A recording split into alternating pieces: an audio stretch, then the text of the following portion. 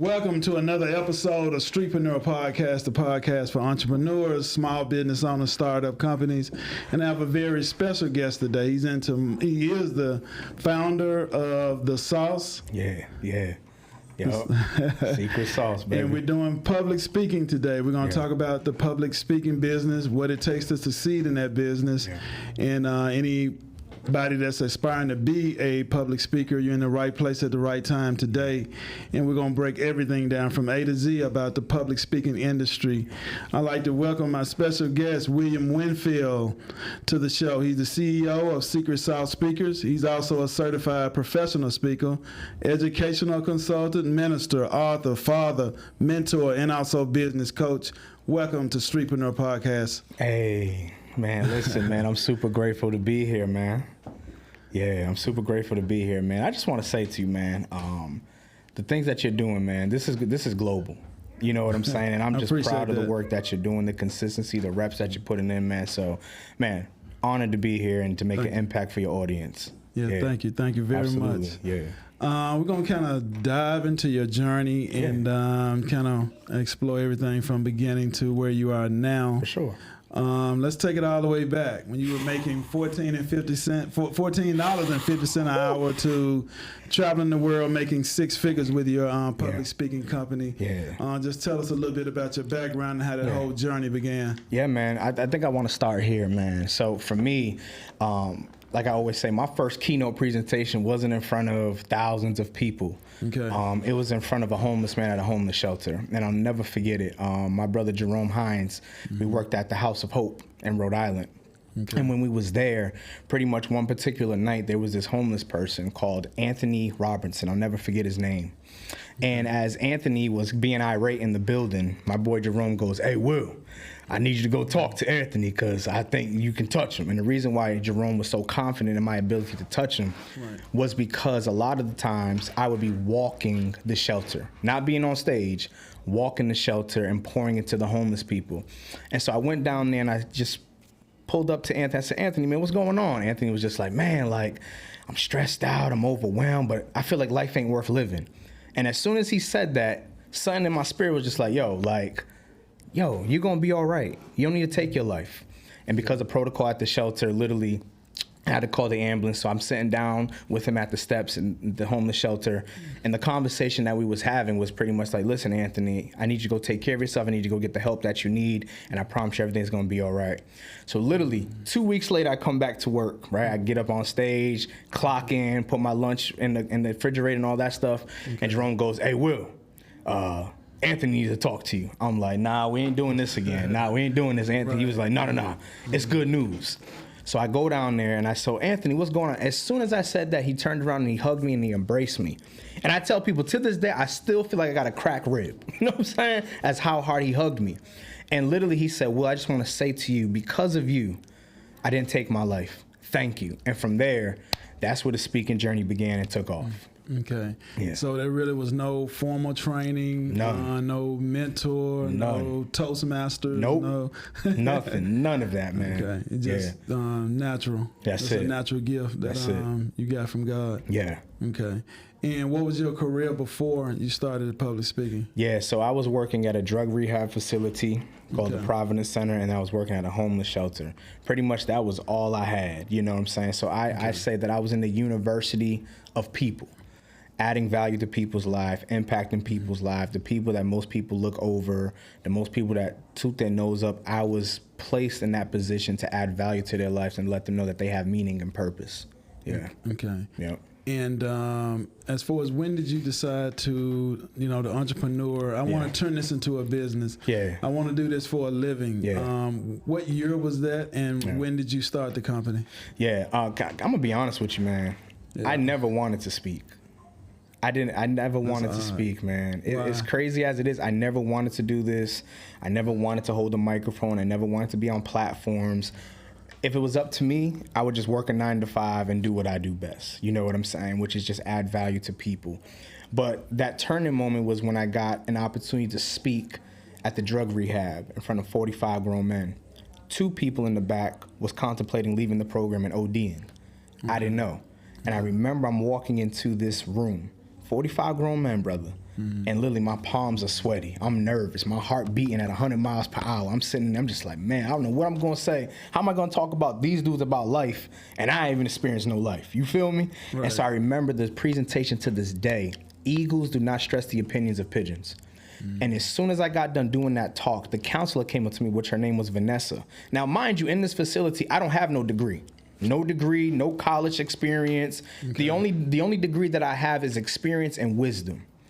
And I remember she came, she said, Will, I said, Vanessa, am I in trouble? She's like, no, you're not in trouble. I said, well, what's going on? She said, you see them two back there? She said, those two is about to leave this program. They had their bags packed. But because of the words that you said, whatever it is that you said in that room, she said, they want to finish and complete the program. Now, here's the crazy part. To this day, they're still clean. They got their job. They got their kids. So once that happened, I was like, yo, my words got power. If I can point to grown men, I can point to some students, right? Okay. And so from there, it took off, and I literally started the company in 2018. 2018, I started the company, and I started really immersing myself and really getting the guidance and the equipping that I need to go out here and operate at a high level in the speaking business. Okay.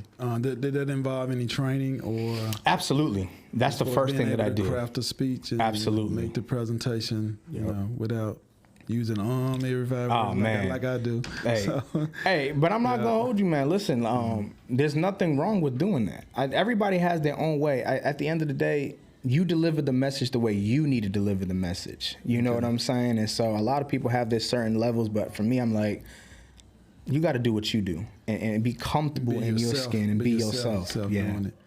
Okay. And you speak, and like I said, you've already been speaking at the home and doing small things. Yep. So still, when did you decide to just take it, just be a professional and just go about structuring the company? Yeah. So for me, I remember, man, like it was yesterday. I was at home and I said to myself, I said, you know what? I want to make sure students never have to deal with the mistakes that I dealt with. And so in 2018, I made a decision to make an investment with a coach out here in Atlanta, Georgia. Okay. His name is Kendall Ficklin. Shout out to Kendall Ficklin if you're watching this, man. Appreciate you. My very first mentor in the speaking game. And the crazy part about it, I didn't have the money to get to Atlanta for 2 days and spend 2 days in an intensive workshop to learn the tools and strategies that you need. I put on AMAX, made the sacrifice, came down to Atlanta, and that's where I learned everything that I needed to learn to grow as a speaker and also as a businessman as well. And so when I did that, I ended up getting my first gig at 2,500 at a high school. You know what I'm saying? Because I made the investment. I was scared to make it, but when I made it and I actually was so focused on making the world a better place, and I took the game that I was given to me, it was a wrap. And so from there, I started speaking at high schools and stuff like that. Okay. Would you say similar to your company as far as the business foundation, is it similar to a speaker's bureau? Yeah, man, you know what? Just kind of tell us the difference. Yeah, so the difference of doing it by yourself is pretty much you got to focus on the lead generation process. Okay. You got to focus on getting booked. You got to focus on setting up the systems. In the speaking bureau world, you don't have to focus on that because you have an agent that takes care of it all from all for you. For the marketing, the lead generation process, all of those things. And so for me, I was going to sign with a speaker bureau, but I said nah, because I noticed that every single gig that you book, they're taking 30 to 40% of your check. That's correct. I'm like, nah, we're not doing that. You know what I'm saying? I have a legacy to build, so I was like, nah. Right. Yeah. Okay. Yeah. And who was one of the first speakers that came under your company? One of the first speakers that came under my company was actually Jamisa Brown. Jamisa Brown, yep. She was a girl in Connecticut. She came to me. She's like, man, I'm trying to learn how to speak. I'm trying to learn how to grow. I want to learn how to get into schools. I want to learn how to share my message. And from there, I was just like, okay, well, cool. You know, let's sit down. Let's figure out what you're doing. Let's package your message. Let's package your systems. Let's take it to another level. And then from there, I just started getting more and more clients. So, yeah. Okay. And as of right now, how do you get your clients as far as marketing? Yeah, so is it mostly social media, or how do you? Man, I always say God did. You know what I'm saying? Like, but really, you know, a lot of Facebook advertising for sure. So we run Facebook ads. We do master classes. We put out content that's going to solve a specific pain point for speakers that are dealing with issues that they have in the speaking business right now. One of the biggest issues that a lot of speakers have is, how do I find the right decision maker, right? And then what do I say to them? Right. Yeah, and so those are those things right there that we've just put out content that solves a problem. And then from that, they just reach out to us and they book a call and they say, well, I need what you got, you know? And so that's how we end up getting our clients for our programs. Right. Yep. And how much of crafting the speech goes into their life experiences? I'm sure they share that within their message. Yeah. So is that something that you motivate and encourage them to do based off past tragedy or pain that they've had to endure? Yeah. Just tell us a little bit into crafting the message. Yeah. Right. So for an example, we just had a brand new client. I'm not going to say her name because I'm not going to put her business out there, but she came to us and she was just like, you know, Will, like I really want to take my speaking to another level. And so she had a divorce. Okay. And so I said, okay, well, what we're going to do is we're going to take that piece and we're going to turn it into a message. And we said, you know, we're going to title the keynote presentation, Divorce Your Past and Get Married to Your Future. And so all we're doing is we're taking exactly what you've been through and we're going to help people to navigate through that process of life, to divorce perfectionism, to divorce imposter syndrome, right? These are the key elements that's going to take your audience on a ride and a journey. Again, right? It's always about telling your story, but then it's also about making sure that you make a unique impact when you're on that stage. Because at the end of the day, they're not going to remember your fancy slides, not going to remember what you're wearing, they're going to remember what you said and what resonated with them. And so I think it's very crucial for every speaker to make sure that you have a signature talk that speaks directly to the old you. I always say, if you can't speak to the old you, you're going to speak to everybody. Speak to the old you and allow that person right there to be like, man, I needed that. And you know they needed it because you wish that you had that when you was younger or when you was going through this journey and process. So, Okay. And explain to us the difference. One of my subscribers wanted to know, because they email questions in, well, ask them this, ask them that. Yeah. The difference between a motivational speaker and a speaker to sell. Yeah, man. So I would say a motivational speaker is somebody that can get you started. Okay. You have another speaker that can help you to maintain, right? It's kind of like in the Old Testament. It was one of those things to where God would start the fire and then the priest's job to maintain it. Right. See, the motivation starts the fire, but any other speaker in regards to empowerment speaking or selling speaking, right? Like, and here's the thing. I tell speakers, you should be so good at what you do that you don't even have to sell what you do. Okay. Your message should captivate people in a way to be like, I need what you got. Say that again. Yeah, your message should be so good that you're able to attract the people that you need to attract because you're so locked in what you do. It's not about a sale. It's not about selling anything. It's about how can I make an impact with an individual's life? And when you do that, the means are going to come to you, man. Okay. That's powerful. That's powerful. Yeah, they definitely need to hear that again. Yeah. So as far as like the lady that you just mentioned with the divorce situation, what type of clients would reach out to her?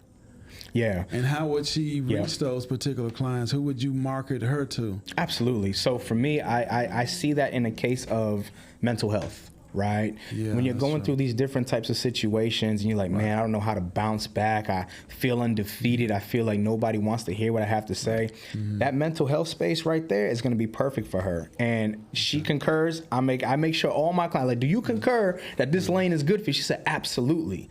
And so mental health and wellness is a perfect lane for her. And that's what we're focusing on right now as we speak in regards to that.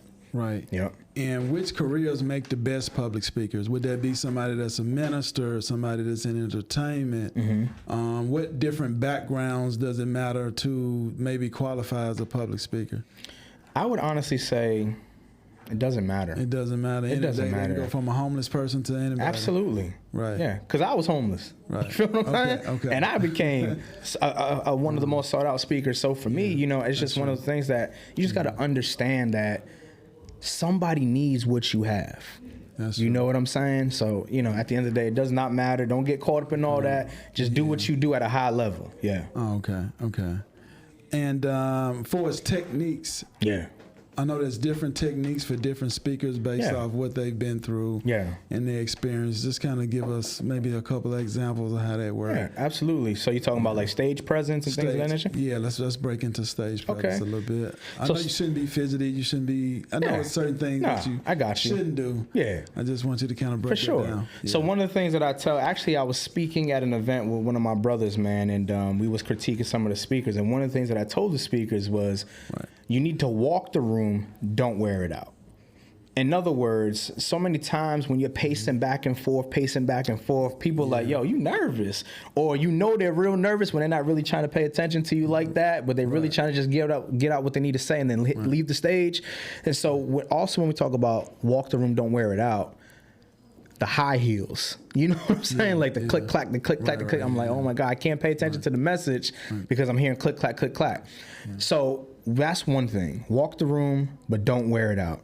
Another thing that you need to focus on is it's not about you. You need to understand that every stage that you hit, you're speaking to the old you to get them to the new you. Whew, I'm going to say it again. Yeah. You're speaking to the old you to get them to the new you. And when you do that, you understand that it's not about reaching everybody. It's about reaching a specific somebody in the audience. Because everybody's not tied to your voice. There's a passage that Jesus said that I love best. He says, my sheep know my voice. Well, your sheep know your voice. You feel what I'm saying? And you're not going to have to force it. You're not going to have to feel that you have to be something that you're not. No, your people know your voice. And so I would say that. And then also, I always say it's more easier to talk to friends than it is strangers. Show up to your presentation an hour earlier and spark conversation with people in the audience. So now when I get on stage, I can say, hey, yo, John and me was having a conversation. So now guess what I did? I removed the nervousness because I found an anchor in the audience that can allow me to deliver my talk without having to be nervous, without having to figure out, man, what I need to say, how do I need to say it? And then the last thing that I would say in regards to stage presence, what most people don't talk about is your preparation. Your preparation is key. I can tell when a speaker gets on stage and they're not prepared. I can tell us what some of the tips are. Yeah, so they start mumbling over their words like crazy. They start saying, man, you know, I can't believe, you know, this and that. And I'm just like, their message is all over the place. It's like, no, like your preparation is going to determine your elevation. And I tell speakers, like, you don't wait to get paid in order to get paid. You need to be doing this when nobody's watching you. It's the work that you do when the lights are off. Like we in here right now, right? You was doing this before the lights came on. You were doing this before the mic came in. You were doing before the cameras, right? And so it's like, what do you do when nobody's watching you? That determines the level of success on your stage presence when you hit the platform. Okay, well said. Well said. You definitely broke that down. Yeah. Let's talk about the money. Yeah. From beginner all the way up to professional, just kind of give us a range of what a public speaker can expect. To make per speaking engagement, starting from a beginner speaker on down. Yeah, beginner speaker, you can charge anywhere between $1,500 to $2,500. Then you have, so that's rookie level. Then you have pro level. Pro level is $2,500 to $5,000, and then you have Professional level is from $5,000 to $10,000. Then you have Hall of Fame status. Yeah. So now you $10,000 to the $100,000s, literally for an hour speech or 30 minutes. Okay. Yeah. Give us an example of somebody who would be on that elite level. Is that like a Les Brown or? Oh yeah. So on an elite level, it'd be the Gary V. It'd be the E.T. It'd be the Inky Johnsons. Grant Cardone's easily with no issue. They would definitely be able to demand $100,000 for 30 minutes of their time or 100. Right. Easy. That's not bad on the beginner's level. From, like you said, $1,500 to $2,500. Yeah. And that's for how long? Maybe a 1 hour speech? Or 1 hour 30. And here's the crazy part about it. Sometimes you would think that you have to give an hour talk. But something like, hey, we just need to come in for 30 minutes. We just have this cash allocated, and we just want to we have to. Because here's what speakers don't understand, right? Okay. If I say to you, hey, I'm going to give you $100 in funding, right, for this year. You say, okay, cool, but you need to spend it all. You say, okay, I got you. And I come back at the end of the year, and you say to me, hey, I know you gave me 100, but I only spent 80. Well, now they say, the government, they say, well, you didn't need 100. Now we're going to cut your funding. We're going to reduce it. And so this is why a lot of the education space, they say, yo, we got to get this money out there. We got to spend it, because if we don't spend it, we're not going to get more funding. And nobody wants their funding cut because they want to do more impact for their community, their schools, and things of that nature. Okay. As far as marketing, is that what you more focus, your focus and your concentration is on? Is it on the education sector or the corporate? Or So I tell people all the time, man, I've done corporate. I love corporate, but I don't love corporate more than I love the education system. Wow. Why is that? Yeah. So for me, I feel like my message resonates more with the education sector, as the fact that I was in special education, as the fact that the teachers told me I never graduated middle school or high school, and we did all of that, right?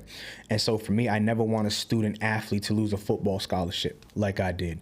I never want a student to say, man, I don't think I can do this because of where I come from. And so I want to be a mirror to reflect and let them know what's possible when you stay consistent and persistent and you just do your part. Yeah, so for me, the education sector is where my heart's at, and that's where I'm at. Yeah. Okay. Yep. And do you offer consulting, or you have a course? Yeah. So for the school system?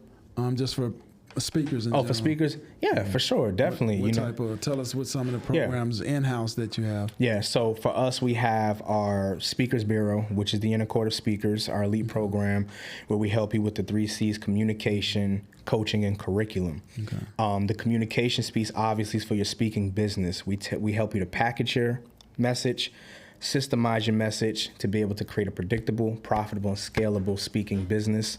And then also on top of that, we help you with the coaching aspect, because a lot of times in the speaking game, you may have a bad season, but if I'm able to take your expertise and turn it into a coaching program, that's what's going to put you in a position to make money off stage. This is what we call the off-stage speaker. So now you take what you know and you coach people through that process. So like with one of our clients, like I told you earlier, we're helping her to be able to create a program to help people to navigate through that mental burnout and fatigue, right?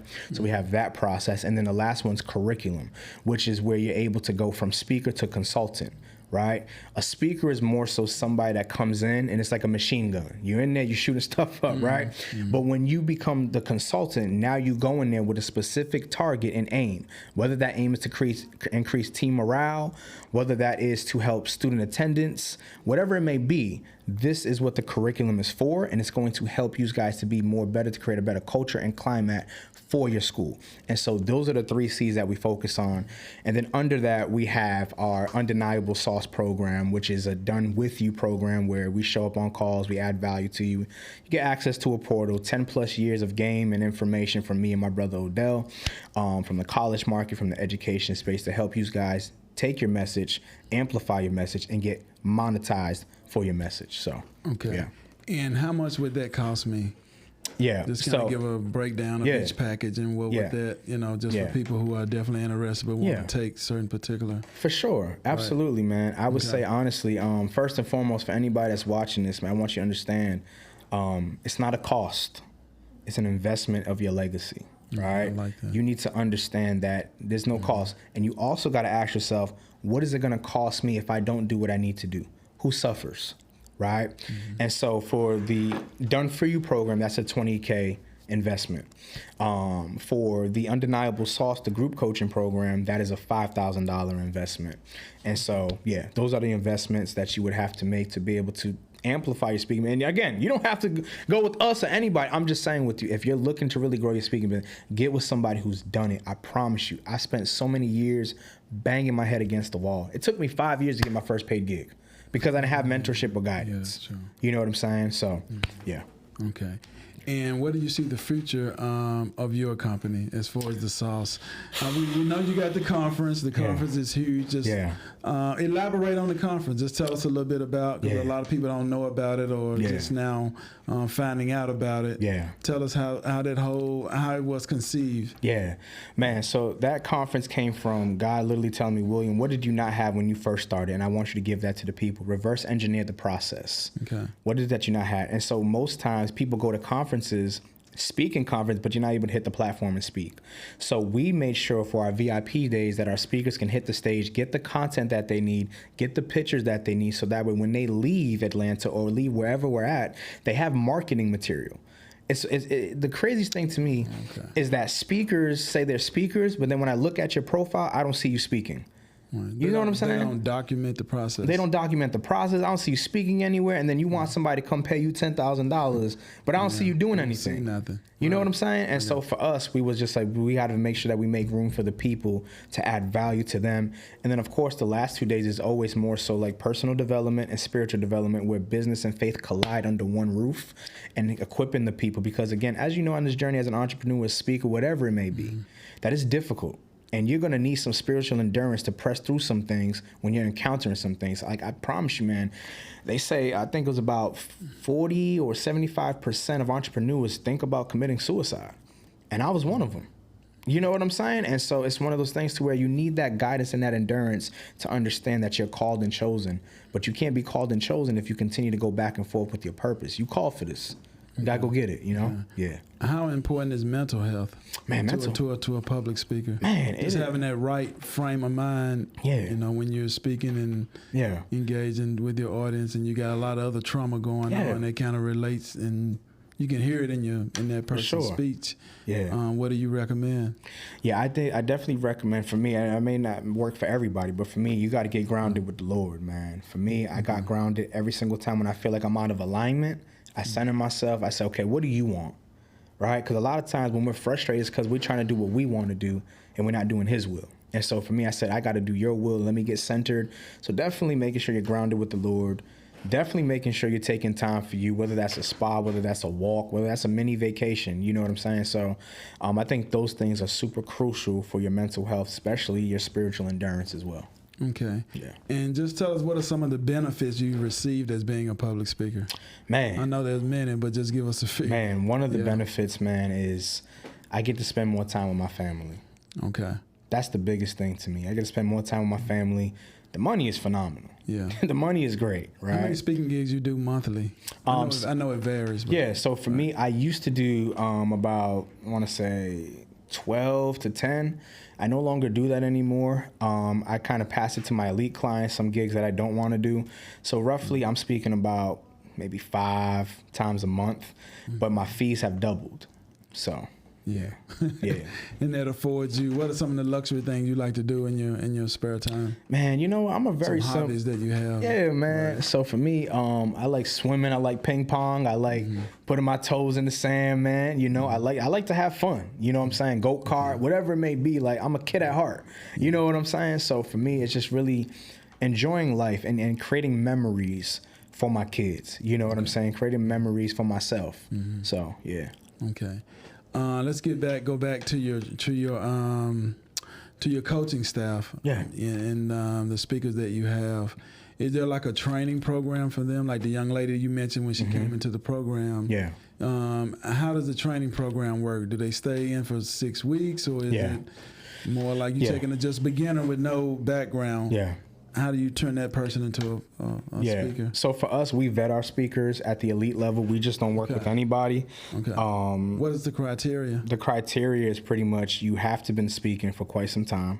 Okay. The other criteria is that you have to be coachable. You have to be coachable. You have to be right. Yeah, everybody's not. You know what I'm saying? So you have to be coachable, and also you have to be willing to trust the process. Like, this is not an overnight thing. This is not something that, you know, we set the system up and out of the blue, oh my God, no. Like, it takes time for this stuff to, you know, work. Now, time, it can be 2 months, it can be a month, heck, it can be 3 weeks. You know what I'm saying? You just never know. But we tell all our speakers that join our program, trust our process and just know that we got you if you're willing to do the work. You know what I'm saying? So, yeah. Okay. Tell us one success story from one of your speakers. Man, just one? Okay. That went from 0 to professional high level. Yeah. That came out of your the sauce. Okay, so success story. Yeah, so one success story that we have is, you know, a good brother by the name of Roscoe. And I'm proud of Roscoe, man. Roscoe came to us 2 years ago, and he invested in our lower ticket program. And he said, Coach, I want to leave my job. I said, okay, cool. Well, if you follow the process, you do the work, and you stay consistent, stick around the fire, it's going to work for you. Literally, last year, he left his job and made over 6 figures speaking. Now he's traveling to Jamaica, Barbados. He's speaking all over the place. And from that, he birthed out his own coaching program, right? And so Roscoe is definitely one for sure that I would say, you know, he left his job. And I mean, he came in and he started hitting the ground running. He executed. That's all it is. He just executed and he did his part. And that's why I tell y'all, like, if you're not willing to do the work, don't expect the work to work. Okay. Yeah. Is there any other future plans for your company before we close out? What's next? What's some of the goals that you have and something new that you're trying to implement for 2025? Yeah, man. I think one of the biggest things right now is we're looking to go more global. So we want to create more, you know, secret sauce bases in different states and in different countries. So that way we can build this community around the world. So now we're not just having events, but we're also having events in other countries or other states that's going to make an impact and give people the ingredients that they need to create their meal and serve it to humanity and make an impact. So, yeah. Okay. Good deal. Yeah. Tell everyone how to get in contact with you. Any people who are wanting to become speakers, what are some of the steps they need to do and how to get in contact with you? Yeah, so I would say, you know, if you want to get in contact with me, it's Will is Blessed on Instagram, WilliamWinfield.org. You can definitely get connected that way. And one of the things that I will say to every speaker that's watching this right now, remember, it is your job and your duty to make sure that you make an impact. Never focus on the income. Focus on the impact. You're like, but Will, my circumstance, no, focus on the impact. When you focus on the impact and you understand that you can change one human being's life, like Mother Teresa said, she said, never let nobody leave your presence without feeling happier. That's a code that you need to live by. Listen to me, I promise you the money will come, but I need you to serve and make an impact at a high level.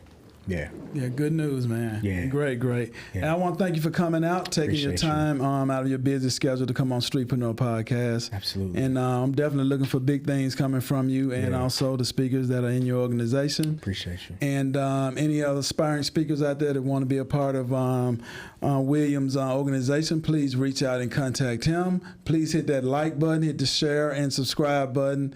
And we look forward to seeing you next week on another Friday with another great episode. Thank you and welcome to Streetpreneur Podcast.